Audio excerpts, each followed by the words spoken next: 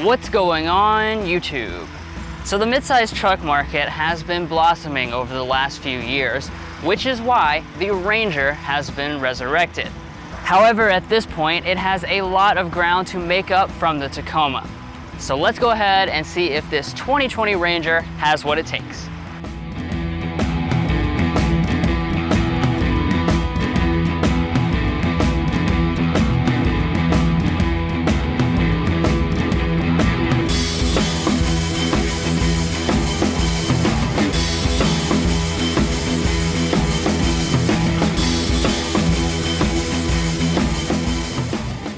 So when the Ranger came out last year, I, as well as probably many of you, were surprised that it actually does not have a mini F-150 appearance. It has a little bit of a sportier and more round appearance instead of kind of boxy.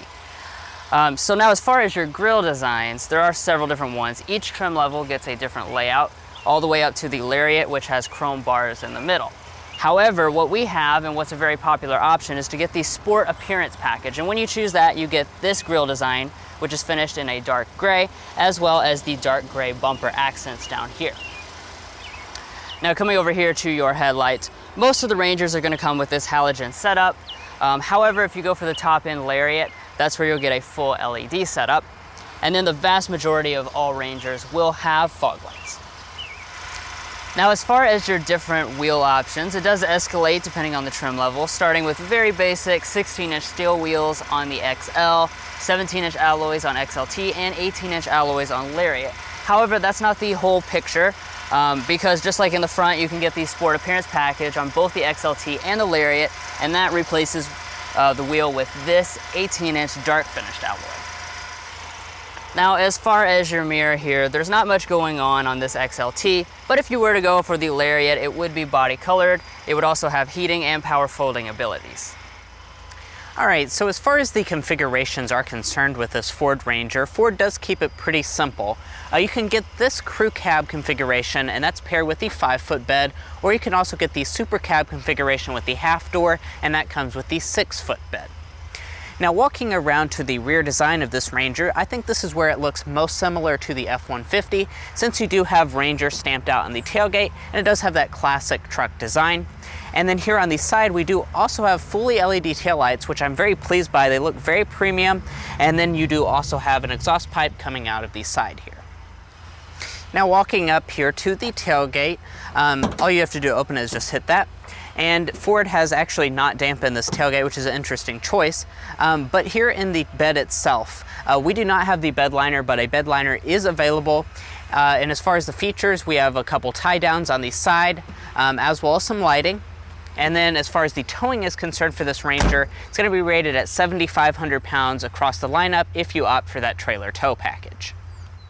Now for your safety systems with this Ranger, I'm actually pretty impressed since Ford's Copilot 360 system is standard on all but the base XL trim. That means they'll include automatic emergency braking with pedestrian detection, lane keeping assist, blind spot monitoring, and auto high beam headlights.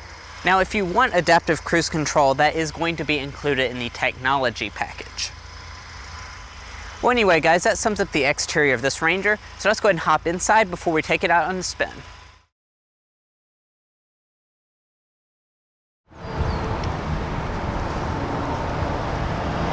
So on the Ford Ranger, you will only get the intelligent entry system and the remote start system if you choose to have the top end Lariat trim.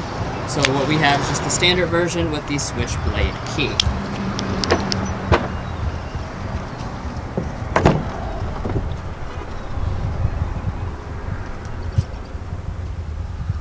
And then taking a look inside the cabin. Of course, since this Ranger was just redesigned last year, you're not going to notice any significant changes to the design. Now the interior material and color options do remain the same as well. So for your XL, you have your choice between cloth or vinyl seating in ebony only. The XLT comes with a premium cloth seat in ebony or medium stone. And then if you choose the top end Lariat, it comes with real leather in those same two color options. And then turning over here to your door trim, whatever interior materials you've selected are mirrored up here onto the door. So we have a leatherette with cloth above it. The top part is hard touch, and our driver's window is one touch automatic. Heading down here to your seats, you'll notice this is a full manual adjusting seat. It is 6 ways, and if you go for the Lariat, you'll have an 8-way power adjusting seat. And then, like I already mentioned, this is the premium cloth. It has a nice and soft feel to it. Also, I like the color contrast stitching and a nice design. Now, getting in, there are no running boards, and there is also not a driver's side assist grip, so it's a little bit tall.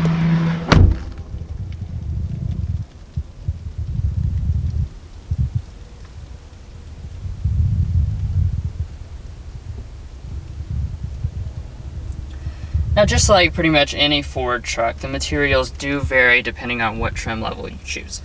So, since we have the XLT, these two lower trim levels, they have a hard touch plastic up here, but if you go for the Lariat, it would be soft touch.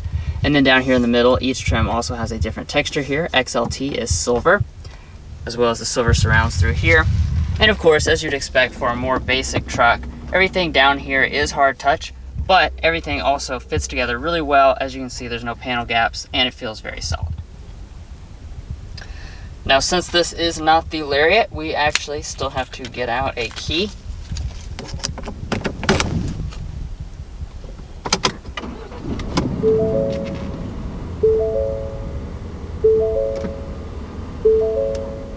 And once everything starts up here, you will find a really nice, clean, and simple gauge cluster on most of the trim levels. You've got about a 4.5-inch display right there in the middle, but if you were to choose the Lariat, it has a fancier arrangement, which basically has a multi-function display on both sides. And then coming back to the steering wheel, of course we do have electric power assisted steering. And if you choose the XLT with the 301A package and above, that's where you'll get a nice leather wrapped steering wheel.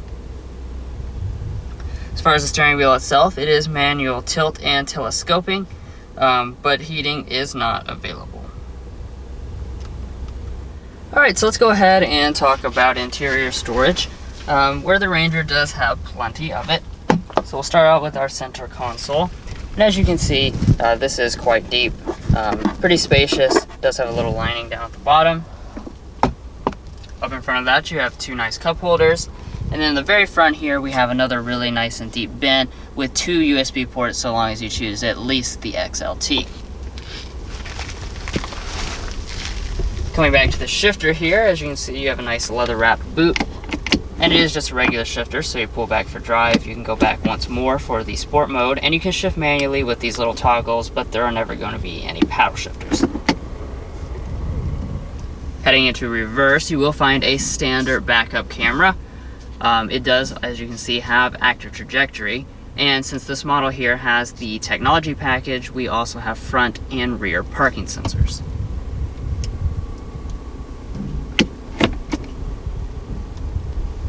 And then back behind that, we have a manual handbrake.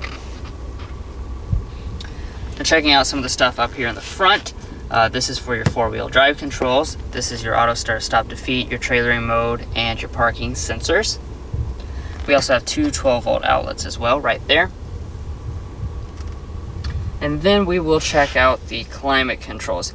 Now, it is manual climate standard on both the XL and the XLT. However, this model here with the 301A package as well as the Lariat, they have the dual zone automatic setup. You will also notice that we are missing the heated seats, and that's because it requires the 302A package on the XLT or standard on the Lariat. Alright, so the next place we're going to go up to is going to be our audio systems. Now, pretty much every single model comes standard with a 6-speaker sound system, but the Lariat can have a Bang & Olufsen sound system on the top end. Let's go ahead and sample that standard audio system.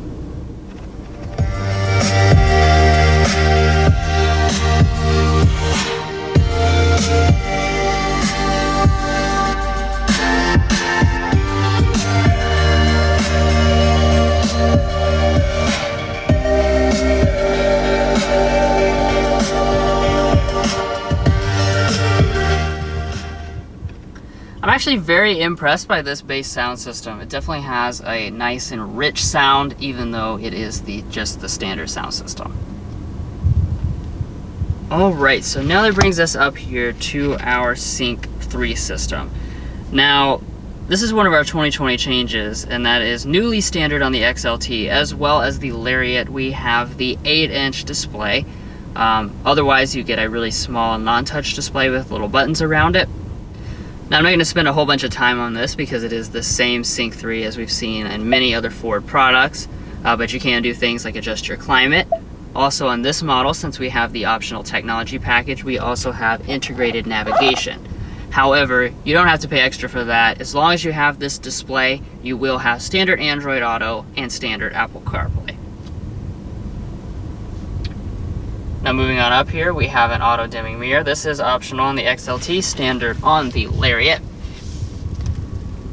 And then up top here, you will not find a moonroof on any of the models because it remains unavailable on the Ranger lineup.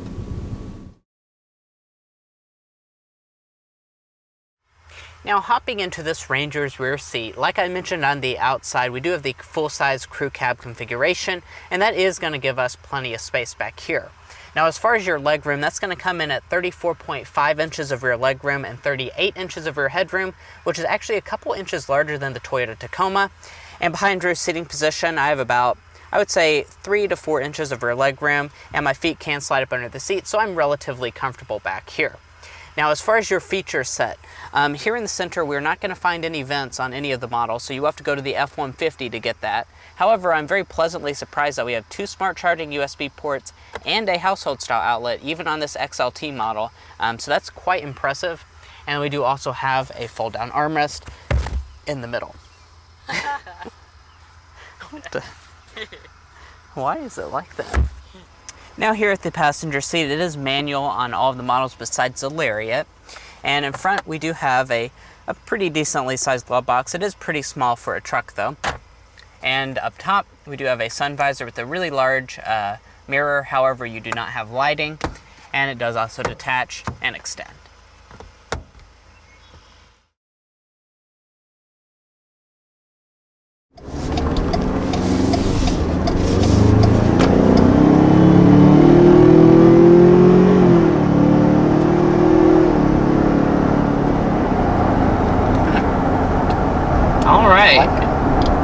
So this is our first time in the Ford Ranger, taking it out for a drive, that is. And I have to say, initially very impressed by the way that the power feels.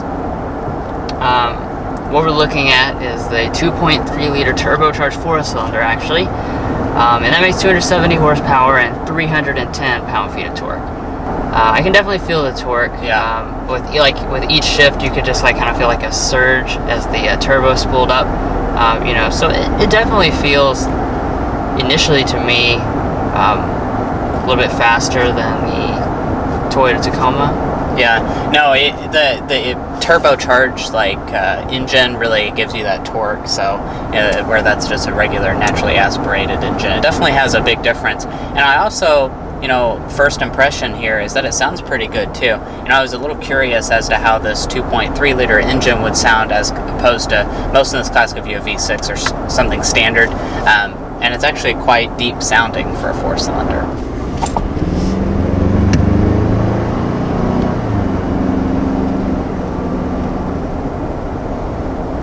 Yeah, and another thing about that sound, I'm going to go ahead and mention it again, is that the Toyota Tacoma is pretty loud upon its accelerations, and this actually is a lot more quiet and refined sounding than that Toyota Tacoma 3.5 liter V6. You're right. It is definitely a lot quieter, even when you're heavily accelerating. Yeah, it just gives you that pushback in your seat, but it's not super dramatic about it.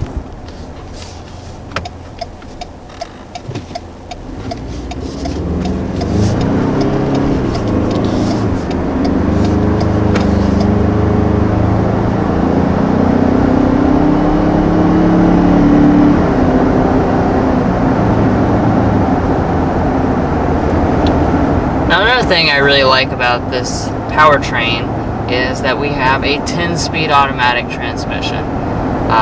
None of the competition has a 10-speed automatic, but of course the number doesn't mean a whole lot if it's tuned poorly. Yeah. But it is not. It's very responsive. I haven't noticed any types of real hesitancy to shift or anything like that. So I'm definitely liking the way that it's behaving, especially when you change like throttle application real quick. It seems to respond. Now to go along with that, this truck is going to be available in 2-wheel drive and optional 4-wheel drive. And as we kind of cruise down the highway going 60 miles an hour, let's go ahead and get a sound level reading here and see how it is.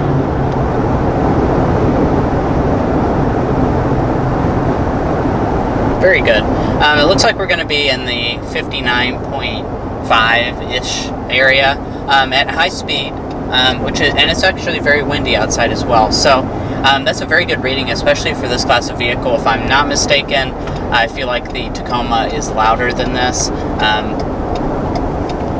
Yeah, it's likely. That's probably my biggest complaint about the Tacoma. So this definitely does do a better job being quiet.